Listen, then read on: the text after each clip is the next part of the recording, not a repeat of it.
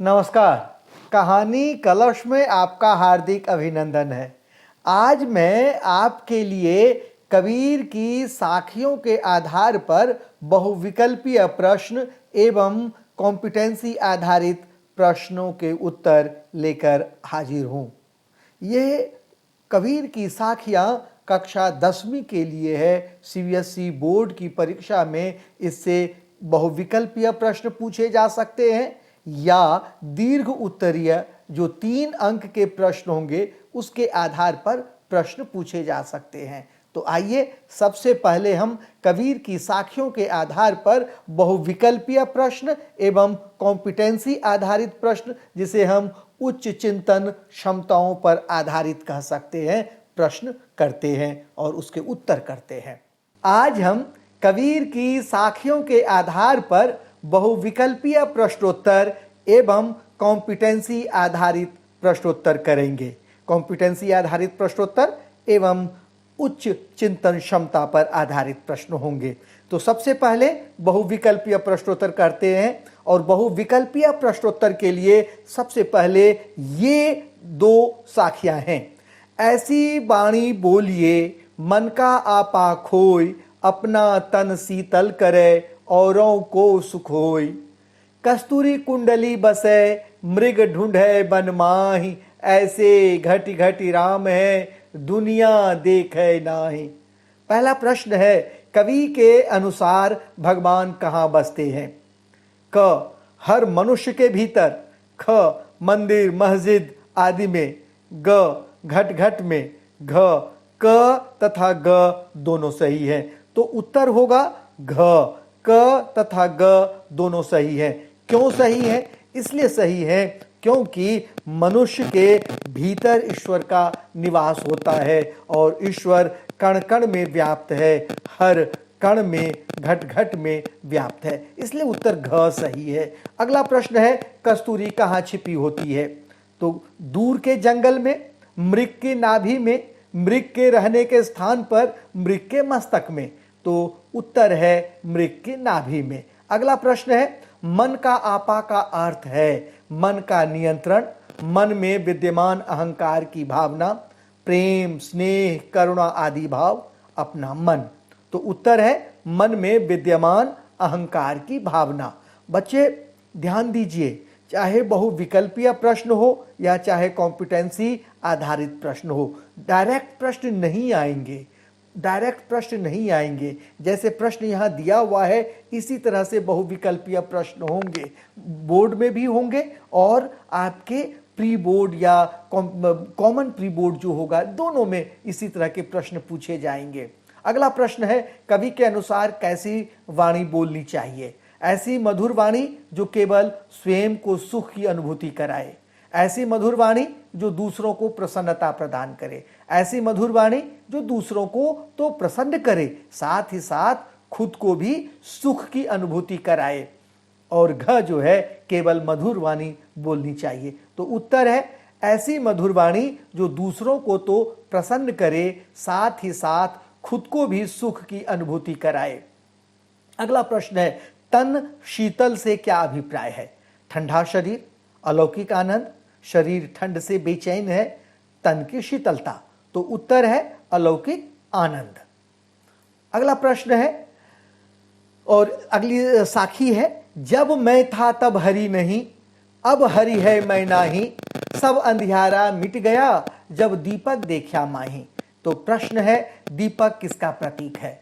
उजाले का, ज्ञान का, खुशियों का, संसार का।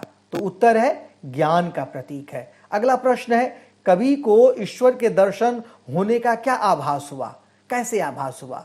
तो ईश्वर के दर्शन मात्र से, ईश्वर के स्मरण मात्र से, ज्ञान रूपी दीपक के माध्यम से, गुरु के उपदेश के माध्यम से। तो कैसे हुआ? ज्ञान रूपी दीपक के माध्यम से कवि को ईश्वर के होने का आभास हुआ, उनके दर्शन का आभास हुआ। अगला प्रश्न है, कवि का अज्ञान रूपी अंधकार कैसे मिटा? उजाले से, ज्ञान से, खुशियों से, संसार से। तो ज्ञान रूपी प्रकाश से उनके अंदर का ज्ञानता रूपी अंधकार दूर हुआ। आगे कॉम्पिटेंसी आधारित प्रश्न, जिसे हम उच्च क्षमता पर आधारित प्रश्न कहेंगे, ये है। ये दीर्घ उत्तरीय प्रश्न है बच्चे। इसके लिए 60 शब्दों में आपको उत्तर देने हैं। देखिए, पहला प्रश्न है, कबीर का कवित्व तो आज के संदर्भ में भी प्रासंगिक है, इस विषय पर प्रकाश डालिए। कबीर पर सभी धर्मों के प्रेम का प्रभाव दिखाई देता है। उनका मानना है कि ईश्वर को तो प्राणी मात्र से प्रेम करके ही पाया जा सकता है। उन्होंने धर्म के नाम पर किए जाने वाले आडंबरों का विरोध कर राम रहीम की एकता स्थापित करने पर बल दिया। कबीर ने धर्म और जाति के नाम पर होने वाले भेदभावों के लिए पंडित और मौलवियों को ही जिम्मेदार ठहराया। उन्होंने कहा कि यह शरीर नश्वर है, पता नहीं अगले जन्म में मनुष्य देह मिले न मिले, इसलिए इसी जन्म में सद्गुरु की सहायता से ईश्वर को प्राप्त करने का प्रयत्न करना चाहिए। जिन आडंबरों का कबीर ने अपने समय में विरोध किया, वे आज भी किसी न किसी रूप में विद्यमान हैं। इनके स्वरूप में परिवर्तन भले हो गया हो, आज तथाकथित गुरुओं की बाढ़ सी आ गई है, जो लोगों को धर्म के नाम पर मूर्ख बनाकर अपना स्वार्थ साधते हैं, पूजा अर्चना के नाम पर ढोंग करते हैं। अतः कहा जा सकता है कि कबीर का कवित्व आज भी प्रासंगिक है। अगला प्रश्न है, कबीर ने अपने दोहे में हिरण का उदाहरण किस संदर्भ में दिया है? क्या आप भी कबीर के विचार से सहमत हैं? अपना उत्तर स्पष्ट कीजिए।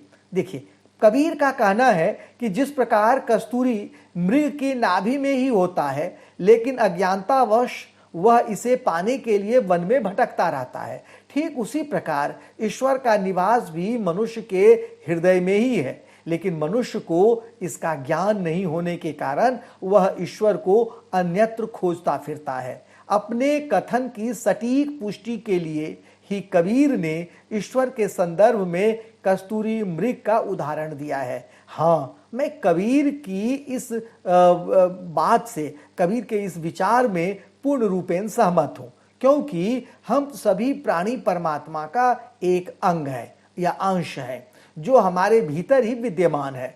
परमात्मा न तो मंदिर में है, न मस्जिद में, और न ही गुरुद्वारे में, बल्कि ईश्वर हमारे अंतर मन में व्याप्त है।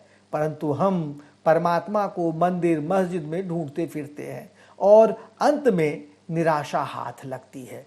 यदि हमें ईश्वर को पाना है तो हमें अहम भाव का तिरस्कार करना होगा और स्वयं के अंदर झांकना होगा, क्योंकि ईश्वर कण कण में व्याप्त है, प्रत्येक मानव में विद्यमान है।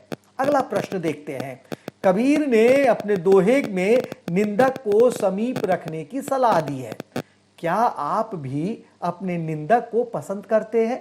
निंदक के प्रति सकारात्मक दृष्टिकोण रखते हुए उससे होने वाले लाभों में भी लाभों को लिखिए। उत्तर है, कबीर ने अपने दोहे में निंदक को समीप रखने की सलाह दी है, क्योंकि यदि कोई मनुष्य अपनी निंदा को सहन कर उसे सीख ले तो वह स्वयं में बहुत से सुधार लाकर सदाचारी और निर्मल बन सकता है। यही कारण है कि मैं भी अपने निंदक को पसंद करता हूँ। जब मैं कोई कार्य करता हूँ तो बहुत से निंदक मेरे समीप होते हैं और वे मेरे द्वारा किए गए कार्यों में से कमियों को निकालते हैं। इन कमियों को मैं गंभीरता से लेते हुए सुधार के प्रयास करता हूँ और उसी कार्य को और अधिक मेहनत के साथ करते हुए पहले वाली त्रुटियों का समाधान करता हूँ। यदि मेरे समीप निंदक नहीं होगा तो मेरी कमियों को उजागर करने वाला कोई नहीं होगा। इस कारण मैं एक ही त्रुटि को बार बार दोहराता रहूंगा। अतः कहा जा सकता है कि हमें निंदक को अपने ही समीप रखकर उसकी निंदा से लाभ उठाना चाहिए। आगे प्रश्न देखिए। मैंने ये दो जो प्रश्न है आपके अभ्यास के लिए रखा है कि कबीर मन का आपा खोकर दूसरों से बातचीत करने के लिए कहते हैं। यह मन का आपा क्या है? आपके विचार से यह कितना आवश्यक है और क्यों? अगला प्रश्न है, मनुष्य एवं भक्ति की राह में आप पुस्तकीय ज्ञान को कितना उपयोगी या अनुपयोगी समझते हैं और क्यों? कबीर के दोहों के संदर्भ में तर्क सहित उत्तर दीजिए। ये दोनों प्रश्न आप जरूर लिखकर अभ्यास कीजिएगा। अगर आपको कोई परेशानी हो तो आप मुझे चैट के माध्यम से इन्फॉर्म कीजिए, बताइए। मैं कोशिश करूंगा कि चैट के माध्यम से ही आपकी शंकाओं का, आपकी समस्याओं का समाधान कर सकूं। और अगर ऐसा नहीं हुआ तो कोशिश करूंगा कि अगला वीडियो जो हो, इन प्रश्नों को उन अगले वीडियो में समाहित कर लूं और आपके प्रश्नों का उत्तर, आपकी शंकाओं का समाधान मैं कर सकूं या करूंगा। मैं अपनी वाणी को यहीं पर विराम देना चाहता हूं और अपनी वाणी को विराम देने से पहले आपसे अनुरोध करता हूं कि अगर आपको यह वीडियो पसंद आए, अच्छा लगता है, आपकी समस्याओं का समाधान करता है, तो लाइक सब्सक्राइब जरूर कीजिए। और आपके लाइक और सब्सक्राइब करने से मेरा हौसला बढ़ता है, मेरा जोश बढ़ जाता है और उस जोश में मैं फिर से अगले वीडियो को बनाने के लिए लग जाता हूं। तो बहुत बहुत धन्यवाद।